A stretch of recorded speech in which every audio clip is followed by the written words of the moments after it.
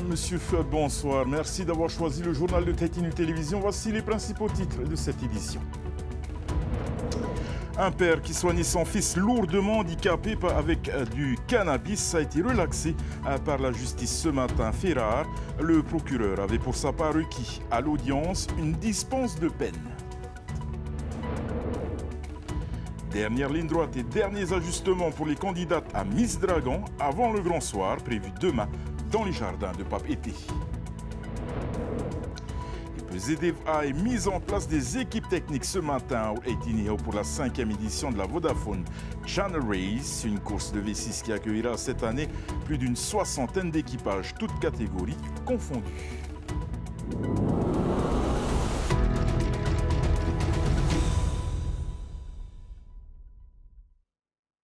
La relaxe pour un père qui soignait son fils avec de l'huile de cannabis. C'est une décision rare qui a été rendue ce matin au tribunal correctionnel. Le procureur avait pour sa part requis une dispense de peine pour Imatatini Veir Arwa, 47 ans, dont le seul objectif est de soulager donc les douleurs de son enfant. Esther Parocordette. Il a échappé à 6 mois de prison ferme pour détention et usage de stupéfiants en récidive.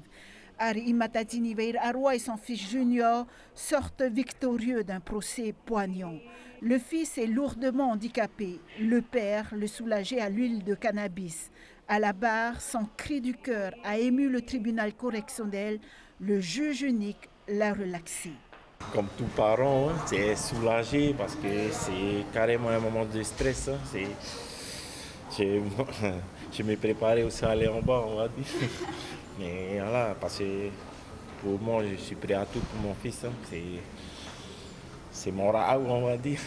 C'est mon médicament. Et je veux absolument qu'il ne fasse plus de crise. Et avec l'appui des docteurs et tout ça. Et voilà, c'est mon diamant, ça.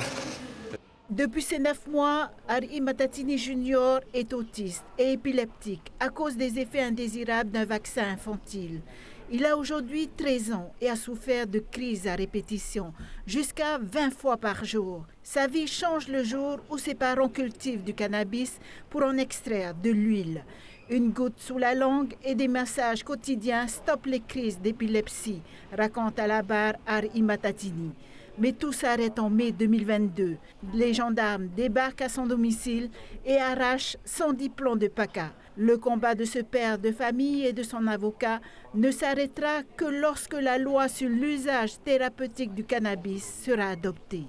Oui, j'espère une nouvelle loi où on puisse planter normalement, on va dire. C'est complètement scandaleux de ne pas pouvoir soigner des malades pour lesquels il existe des médicaments, il existe des produits sur le marché mondial qui sont interdits en Polynésie française. Là, par exemple, il y a l'Epidiolex, qui est un médicament à base de cannabidiol et qui n'est pas disponible en Polynésie puisque la réglementation n'est pas adaptée. Donc il faut absolument changer ces lois. Fait rarissime, le procureur de la République s'est désolidarisé de ses pairs du ministère public. Devant la souffrance de cette famille, Michel Mazar a requis une dispense de peine. Les épreuves du baccalauréat du français ont débuté ce matin avec l'écrit. Chaque année, cette épreuve est la première du baccalauréat, un pas parfois difficile à franchir pour certains élèves dont les besoins sont particuliers. Au lycée Samuel Rapoto, tout a été mis en œuvre pour qu'ils aient les mêmes chances que leurs camarades. Le reportage de Santé Naori. Dès 7 h du matin, les 200 élèves de première du lycée Samuel Rapoto étaient déjà positionnés devant leur salle d'examen. Dernière vérification avant d'entrer en salle. Une fois sa place trouvée, les examinateurs rappellent les consignes. Vous devez sortir de quoi écrire. Vous avez besoin que de ça, vos pièces d'identité et vos convocations, s'il vous plaît. Et vos sacs, vous venez les mettre devant. D'accord ? Irina s'occupe d'une salle d'examen un peu particulière. Ici, il n'y a que 8 élèves. Ils bénéficient de plans d'accompagnement personnalisés ou de projets d'accueil individualisés.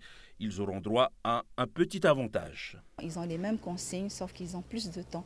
On leur accorde plus de temps, un tiers-temps pour pouvoir composer et les mettre dans de bonnes conditions pour pouvoir passer leur examen. Si au baccalauréat général, ces élèves auront encore droit à des aménagements, quid de leurs études supérieures? à l'université, ils font des efforts pour pouvoir s'adapter.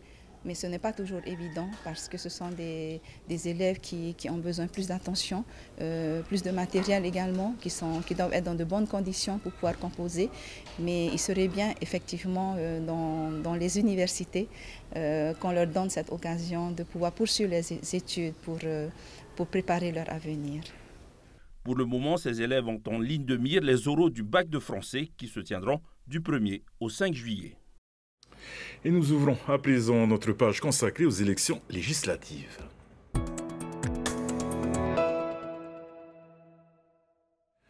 On reprend les mêmes et on recommence, comme l'avait annoncé Moetai Broederson mercredi dernier lors du Conseil des ministres délocalisé à Veiraou. Et après de multiples discussions, c'est donc bien Temat Elugaï qui repart dans la première circonscription, à Steve Chayou dans la deuxième et Meriana Red Arbelou dans la troisième circonscription. On écoute les précisions d'Oscar Temarou, interrogé par Emma Mathieu. On ne change pas une équipe qui gagne. C'est l'adage, mais il ne faut pas penser que c'est facile. Parce que, comme disait le député Steve Chayou, nous avons tous été pris au dépourvu. On ne s'y attendait pas du tout. Et alors, il y a la déception et on se pose des tas de questions. Où est la démocratie? Pourquoi on ne nous respecte pas? Et voilà. Et donc, après quelques heures, quelques jours d'hésitation, il faut décider. Et voilà, on a décidé, je pense, de choisir les meilleurs candidats pour retourner et expliquer à cette population le pourquoi du combat que nous menons.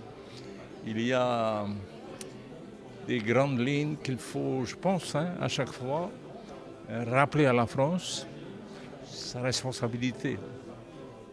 Rappeler à la France qu'elle est signataire de la Charte des Nations Unies et en tant que telle, elle a des responsabilités à assumer vis-à-vis de ses territoires. Et chose qu'elle refuse de le faire. Moi, je pense que ces deux dames ont décidé de travailler ensemble et c'est une équipe, vous savez bien que avant cela, c'était Moetai, le président du pays, qui menait la liste. Et étant donné que Moetai n'est plus là, elle a décidé d'avoir comme suppléante Vanina. Mais j'ai bien dit à Vanina, attention, ton premier travail, ce n'est pas à l'Assemblée nationale, c'est ta responsabilité de ministre. Et voilà. L'Union autonomiste démarre en provoquant un premier remous. La démission de Lana Tetuanui, selon Tahiti Info, la sénatrice aurait envoyé son courrier au parti d'Edouard Fritsch ce vendredi matin. Mais la menace planait depuis plusieurs jours. Le déclencheur serait le refus des autonomistes de retenir la candidature de Naomi Mihura, à la fille de Lana Tetuanui, pour ces législatives anticipées. Actuellement, au Raromatei, la sénatrice devrait s'exprimer publiquement sur la question ce week-end, où en début de semaine, et ce sont finalement 5 et non 4 partis autonomistes qui viennent de signer cet après-midi un protocole d'accord dans le cadre des législatives anticipées. Le Tapurahuir Atira, Ahereya Porinetia, le Amuiteira, Otenun Ama Hui, Yaura Tenun A et le Tatir Anotehau sont enfin parvenus à s'entendre sur le dernier point qui restait à régler, les noms des suppléants. Dans la première circonscription, Moirani Frebo du Tapura est suppléé par Temarama Varne de Ahereya Porinetia. Dans la deuxième circonscription, Nicole Sankera pour suppléant Artigas Hatitio, le Tavanatapura de Rimatara. Et dans la troisième circonscription, Pascal Haïti est secondé par Thierry Potier Bonardi, issu du Yaura Tenuda de Teva Rofritsch. L'accord prévoit une profession de foi unique, une dénomination unique sur le document électoral et une seule couleur, le rose. Il a conclu en beauté hier le relais de la flamme olympique. Michel Bourez a embrasé le chaudron olympique de Toata devant des milliers de personnes. Un moment unique pour le Spartan qui referme sa carrière sportive de la plus belle des manières. Désiré Teivaou et Joseph Poulain. Le secret a été bien gardé jusqu'au bout. Quand Michel Bourez prend le relais de Paul Bonneau, on s'attend encore peut-être à une dernière surprise sur le parcours de la flamme. mais c'est bien le Spartan qui fait son entrée dans l'enceinte de Tohata.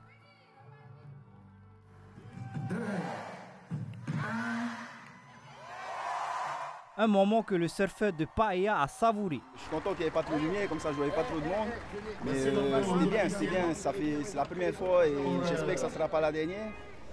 C'est un moment unique et surtout le fait de partager avec ça et ma famille, avec tous les surfeurs et toute la population, pour moi c'est un moment inoubliable. Je pense qu'il y a beaucoup de personnes qui auraient pu être à ma place.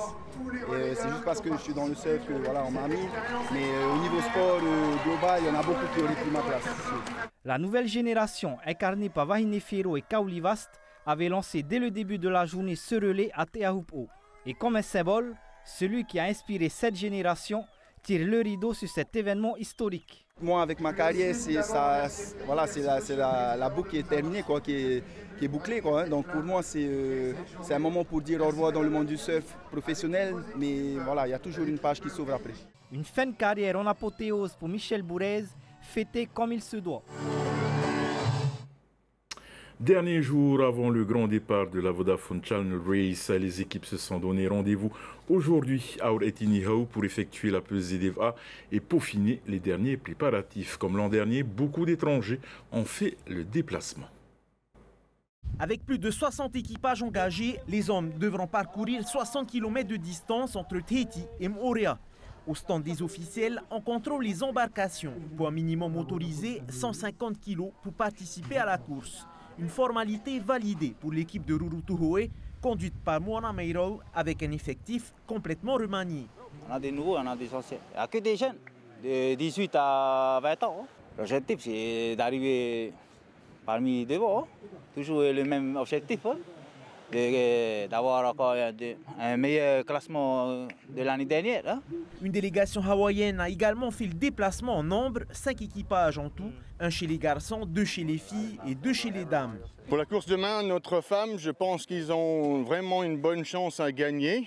Et la deuxième équipe, ils ont une bonne chance d'être dans les premiers 3 équipes de finir. On s'attend donc à de la concurrence dans les catégories féminines, avec notamment la participation de Hilani Va, tenant du titre. Il faudra aussi compter sur les équipages venus des îles sous le vent, sur le retour de Teva et sur l'équipe venue de l'Hexagone, Medokva Wahine.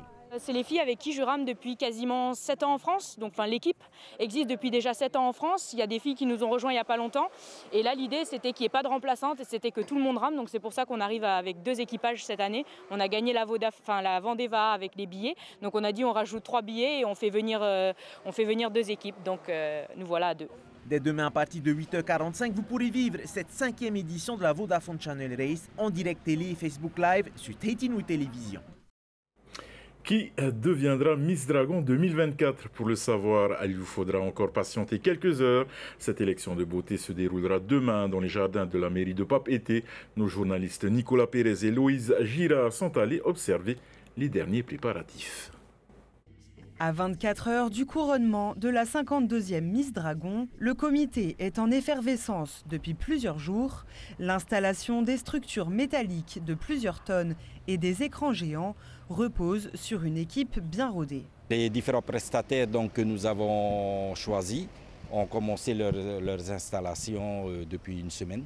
Si je compte tous les prestataires au niveau du comité Miss Dragon, je pense qu'on dépasse la centaine de personnes. Une logistique réglée comme une horloge qui permettra d'accueillir les nombreux convives attendus. Demain soir, nous attendons plus de 1500 personnes, dont plus de 1200 dîneurs, puisque nous sommes à guichet fermé. Les 150 tables ont été vendues. Et pour la partie dîner, Bruno est aux commandes. Avec près de 200 volailles et des centaines de kilos de légumes, ce restaurateur qui ravit les papilles depuis 40 ans est fin prêt. Les premiers préparatifs ont commencé hier et donc ça continue aujourd'hui. Bon, mais le gros, ça sera pour demain. À partir de demain matin, on aura une grosse journée. Sa seule crainte, la météo. Est-ce qu'il va pleuvoir, est-ce qu'il ne va pas pleuvoir? Donc c'est toujours le gros point d'interrogation tous les ans. Si la logistique est cruciale pour une soirée réussie, le président du comité n'oublie pas que cet événement célèbre aussi les racines de la culture chinoise. Je me rends compte qu'on est tellement voilà, le mot intégré, assimilé, qu'il faut quand même on parle beaucoup d'identité culturelle, polynésienne, tahitienne, marquisienne, et bien au niveau asiatique, il faudrait aussi qu'on garde notre authenticité. La deuxième plus grande élection de Miss se tiendra demain dans les jardins de la mairie de Papeete. Si les places pour le dîner se sont envolées, le comité informe que des places non-dîneurs sont encore disponibles. Et côté culture, la brasserie Hoa accueille ce soir et demain à partir de 19h30 l'humoriste Farid Chamek, issu du Jamel Comedy Club. Il n'est pas un inconnu sur le Fénois puisqu'il en est à son troisième passage sous nos latitudes. Cela fait 10 ans qu'il décortique avec humour les particularités de notre époque et des conflits générationnels. Son dernier spectacle ne déroge pas à la règle. Farid a également à cœur de livrer au public les particularités qu'il a pu observer sur le Fénois. Nous l'écoutons au micro de notre journaliste Nicolas Pérez. À partir du moment où on se trouve dans un endroit qui est très marqué par plein de choses, que ce soit la tradition, les modes de vie, les coutumes, voilà, il y a plein de choses que j'ai relevées, dont je vais parler parce que voilà, pour vous il y a des choses qui sont du quotidien et pour nous en tant que métropolitains, quand on arrive ici, ça nous frappe. C'est mon spectacle qui lui traite un petit peu plus de la génération, la transmission, de l'éducation, puisque là maintenant je suis papa. Donc je raconte un peu tout ça, je fais une sorte d'opposition des générations.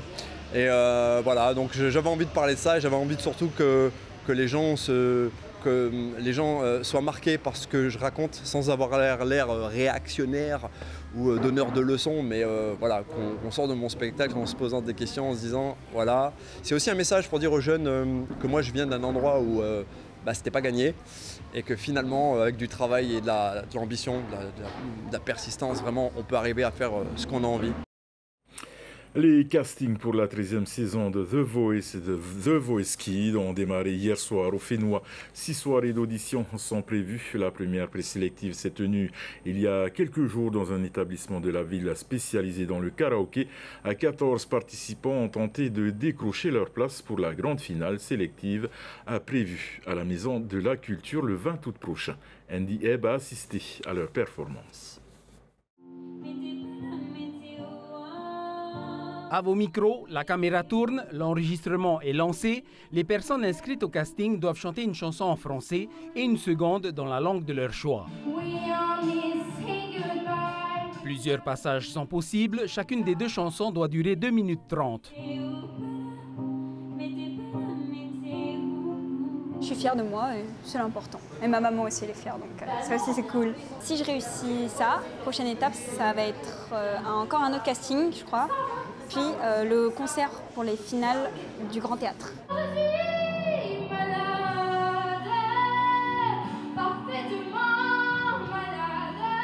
Sous les feux des projecteurs, les candidats tentent de donner le meilleur d'eux-mêmes malgré le stress.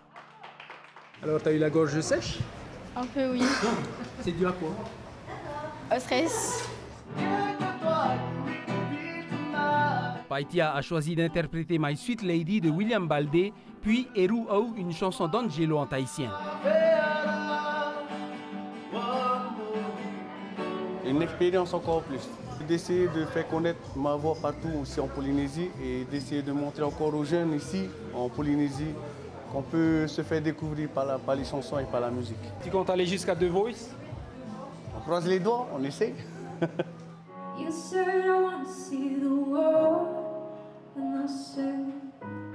Le jury est impressionné par le potentiel des candidats de cette première soirée présélective. Il y a vraiment du gros potentiel, hein. Ça commence vraiment très très fort. On a eu pas mal de candidats. On a plus de 74 inscriptions déjà pour les différentes zones. C'est surtout dans l'interprétation, la manière de vivre la musique et puis le sourire et la belle énergie. Teiva LC a participé à la 3e saison de The Voice en 2014. Il avait franchi le cap des battles et ne s'est incliné qu'à la mort subite, une expérience qu'il souhaite à tous les participants. C'est un cheminement qui est intéressant à vivre, à voir, parce que c'est un autre monde. On voit déjà l'envers du décor. Et surtout au niveau apprentissage, c'est énorme au niveau du chant. Énormément de points positifs, parce que chaque fois que je revenais, j'avais pris quelque chose en plus, j'avais eu quelque chose en plus. Et voilà, c'est une très belle expérience, beaucoup de travail surtout.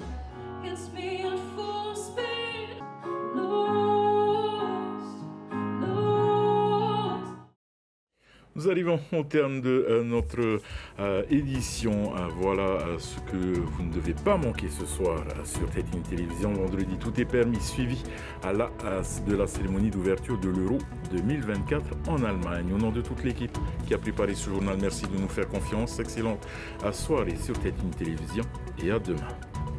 Retrouvez ce journal en replay sur notre site internet et notre application mobile TNTV.